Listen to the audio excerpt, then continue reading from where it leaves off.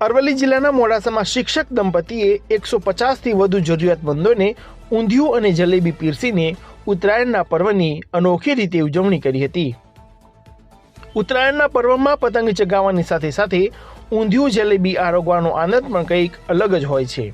ત્યારે સાયરા ગામના વતની અને હાલ સબલપુર પ્રાથમિક શાળામાં મુખ્ય શિક્ષક તરીકે ફરજ બજાવતા વિજય પ્રજાપતિ અને તેમના પત્ની માધવપુર પ્રાથમિક શાળામાં ફરજ બજાવતા શિક્ષક આશાબેન પ્રજાપતિએ ગત વર્ષની જેમ આ વર્ષે પણ 150થી વધુ જરૂરિયાતમંદોને ઊંધિયું જલેબી અને પૂરી પીરસીને ઉત્તરાયણના પર્વની ઉજવણી કરી હતી।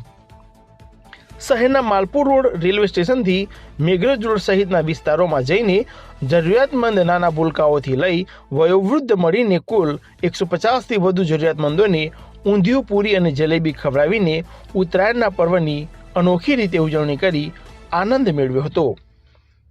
ઋતુલ પ્રજાપતિ સાથે નીરવ પ્રજાપતિ, સમાચાર 31 અરવલ્લી।